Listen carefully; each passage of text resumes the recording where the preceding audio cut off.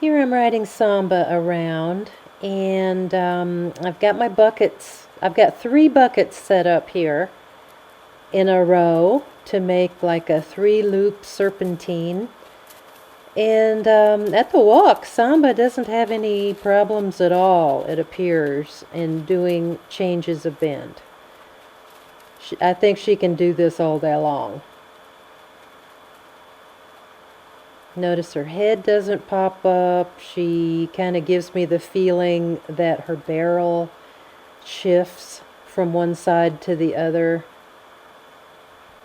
Now, I tried doing that thing where you kind of just release the reins for a second before changing, and that doesn't work well on her. She would rather if I just release the outside rein just an inch or so, and that tells her to bend in the opposite direction. Another thing we're working on is trying to canter in a quiet, balanced, non-explosive kind of way. So we do a little practice with this like every day or every couple of days, and we don't do much. I'll just ask her a couple of times in each direction to give me a little canter. And I think it is coming a little easier to her now, where she's not totally exploding like a crazy horse. Now this was a really nice one where she doesn't toss her head at all. I even had to slow it down so you could get a better look. She really did a good job there. She still tosses her head just a little bit most of the time when she's breaking into the canter. But I kind of get the impression that she doesn't have to balance herself. It's more that she's indignant that I'm pressuring her to go faster. You know what I mean? She's just a little pissy about it. She says, "Are you sure? Are you really serious about this?" Yes. We're still working on the halt. And watch her feet here. She's squared up. We're still doing a lot of trotting and asking her to be very nice and round. And it kind of feels to me like she wants to do bigger circles. Like she's trying out this balance. Like she's asking, I wonder if I could do this on a bigger circle. So she does kind of pop up a little bit like that right there. And then I was I was using my voice to reassure her, and she just screeched to a stop. But I didn't reward that. You told me not to reward her when she stops on her own.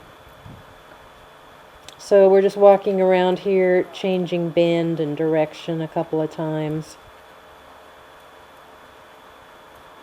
I don't think I have any trotting change of bend this week, but she has done that pretty well in the past. Changing bend here. And we're going to do a little bit more trotting here on larger circles, not just natural circle-sized circles. One thing I noticed this week that seems to be new is it looks like she's becoming more uphill since I've been riding her like this. It's been about a year now since she started really reaching down at the trot like this. And it looks to me like her withers are taller than her hindquarters. So I like that. Okay, so she did one amazing halt this week, and the rest of the time she still stops in her regular way of standing with that right leg back and the right front leg back and the right hind leg forward. I don't know what to do about that. Anyway, so I've taken to trying to ask her to stop she's always stopped, from my voice saying ho.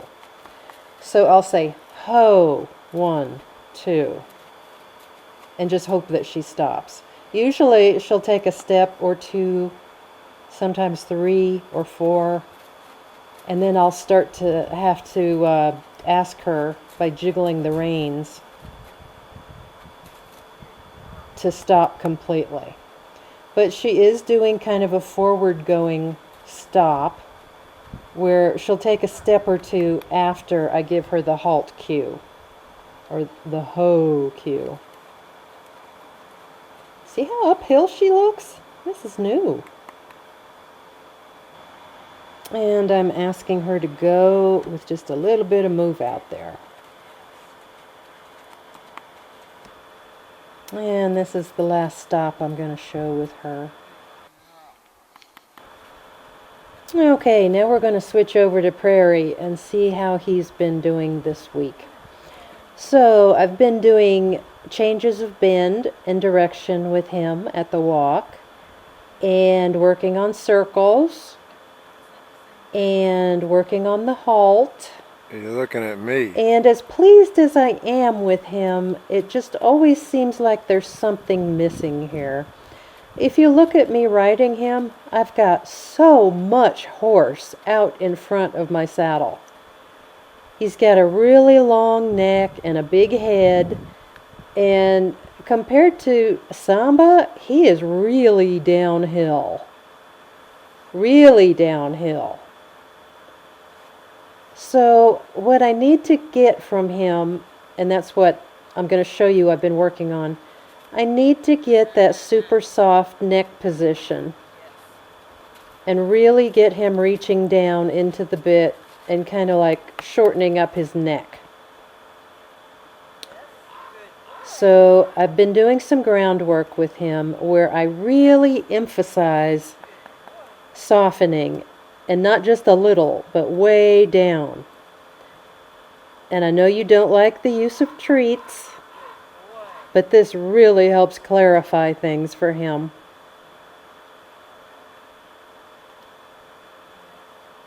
I'm not giving him many treats, just I'm using them very judiciously.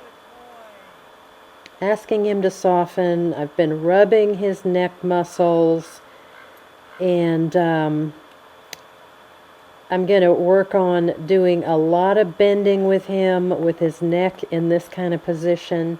And it looks like I'm really pulling him around a lot with the reins, but it's barely a touch. He is really getting this. Now I like this so much better. Look at that neck.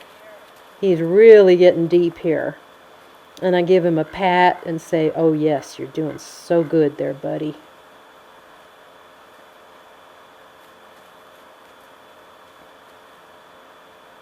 And I tell him to stop. I let him take just a couple of steps and then stop.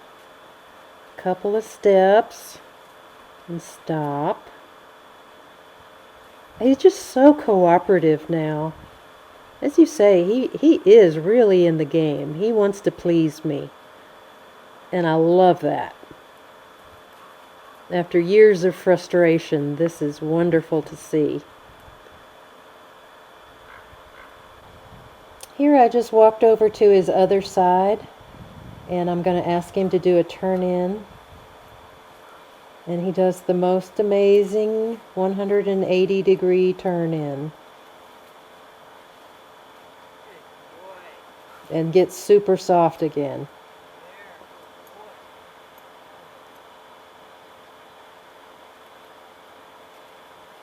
Now here, what I'm trying to work on with him is walking around on his natural circle. I asked him to stop, and I want him to lower his head. And then we're going to walk on. I kind of try to mix things up so we're not just plopping along all the time. We're stopping. I'm gently asking him to lower his head. You can see the reins are loose there. It's funny. I say, "Put that noggin down." And he seems to know what that means, and he'll put his head down just with me saying that. I'm going to do a stop and lower his head and walk on. Now we're swinging along on his natural circle, and I stop him, and whoa, look at that. Ooh, he did that good. So we're continuing to walk, kind of on his natural circle, and he's trying to offer me a trot. I don't know if it's because he's really feeling this now, or because he thinks I want him to.